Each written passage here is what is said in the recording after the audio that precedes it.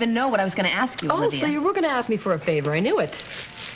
Okay, fine. You know what? Take a minute, rub it in, get it all out of your system. And when you're done, maybe we can talk about this. Well, you know what? I think I'm going to need a little more than a minute. So why don't you go ahead and tell me what you want so I can say no again? I thought we shared decisions. Hey, you know what? You can say no to anything I ask. Maybe I won't if you give me what I want. Okay. Tell me what you want. I want to rent out the Beacon for a wedding. When? The renovations aren't nearly finished. So what? I think it looks beautiful. It has tons of open spaces, beautiful views, and I think it'd be perfect for a wedding. A wedding? Yeah. You know what? If someone wants to rent an unfinished hotel for a wedding who might have said no to their money, that's fine. Just make sure you get paid in full and up front. I'm going to be the one paying for it because this is a wedding gift to them. And who's they?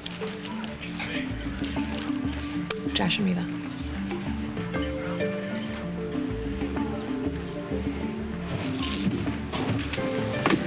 Hey, Richard. Hello. Hi there. Hello, Olivia. Renovations going well? Great. I think we've got this partnership down pat. Really? Yeah. Yeah. You know, ups and downs. There's some low blows. If you don't want Josh and Reva getting married at the Beacon, then just say so, Olivia.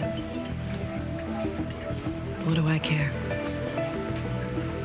If he wants to marry her, he can marry anyone. I don't care, wherever he wants to. If it happens to be at my hotel, that's fine.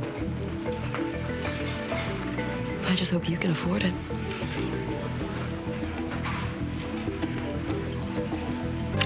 So are things getting better between you and Olivia? Well, I don't think sandbagging her about Josh and Reva's wedding exactly cemented the friendship, but we do seem to be agreeing on some things. Well, that's good. Oh, by the way, let me know if there's anything I can do at all. You know, there is.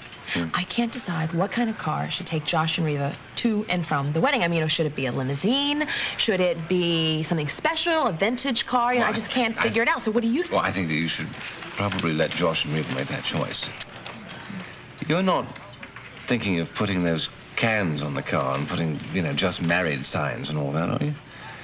Well, I already made the sign. Oh, no. Tammy's collecting the cans. All right, well, I think you should perhaps tell them to, you know, choose a car that's less elegant.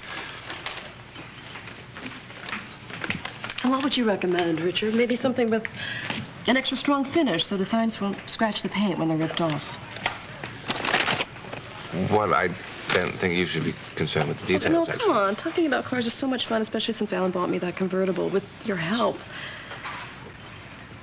What is she talking about? Oh, come on. He didn't tell you?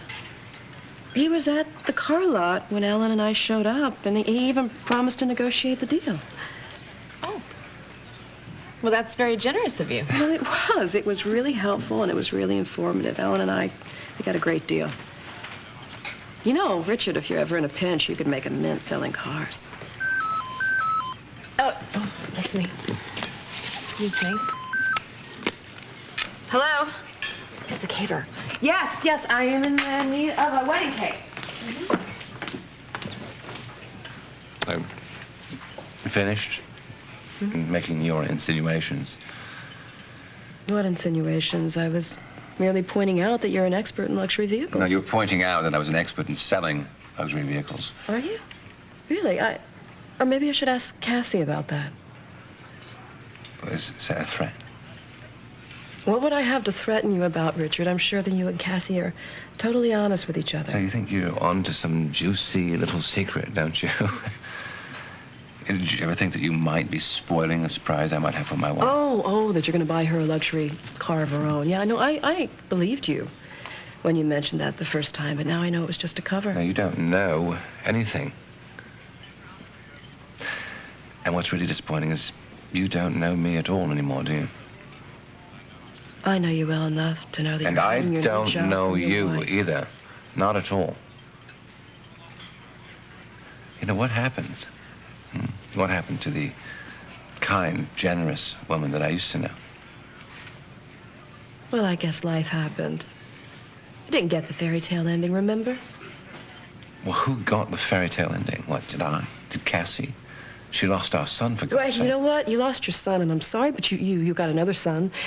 And you got Cassie's children who adore you, and you have Cassie. How tragic is your life, really, Richard, when you can love and are loved back? It's not too late for you. Don't. You don't know what you're talking about. You think I've changed? What about you? You used to have better taste in women. You used to have me.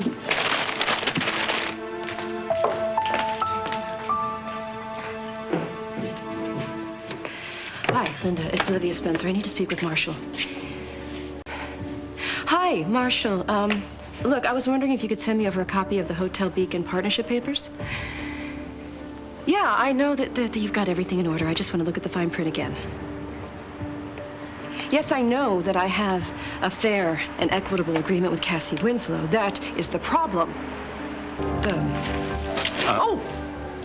You okay? Yep, fine. What are you doing here? Are you slumming? I thought the reason you were cohabitating with my father was so that you didn't have to stoop to anything below the level of the towers. Oh, you're quite a charmer. Had a business meeting, sort of. And I had an audience, the former prince and princess. Oh, two of your favorite people. Mm-hmm. How's life treating them? Oh, they're just as smug and in love as ever. And Cassie's particularly happy because she somehow convinced me to let my ex-husband and his eternal flame have their, 20th wedding at my hotel? It's her hotel, too. And then Reva's her sister. Very nice. I've tried that. It's not all it's cracked up to be. Olivia, do you mind if I give you a piece of advice? Oh, please don't let me keep you.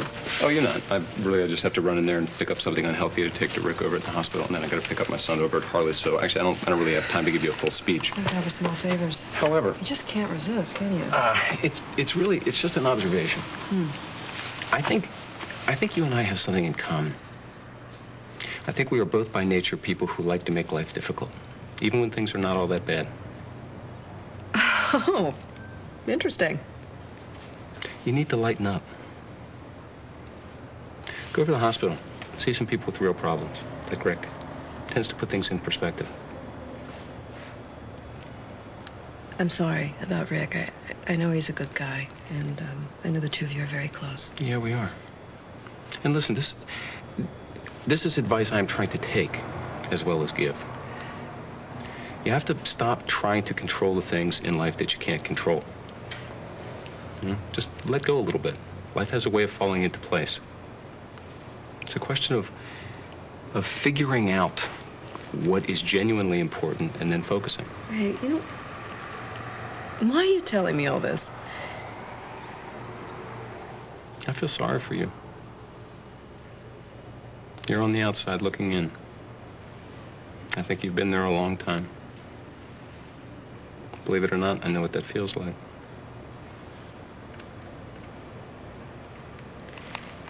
Well, thank you for your advice, Mr. Pollyanna. I'll think about it.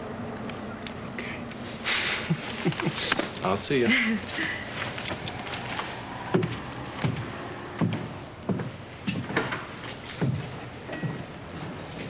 When hell freezes over.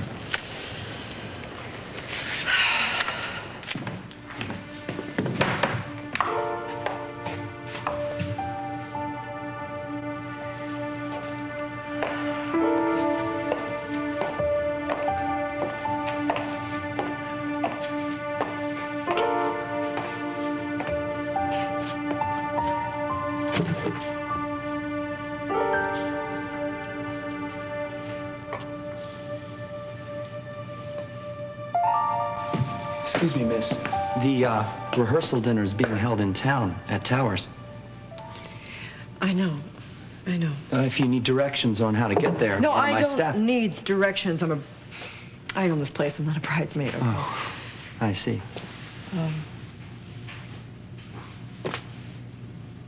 I'm sorry. Have you seen a tall, aristocratic-looking guy walking around here anywhere? I'm sorry, you forgot. Charming, handsome, and debonair. Yes, I did. Would you excuse us, please? Of course. Oh, let's check.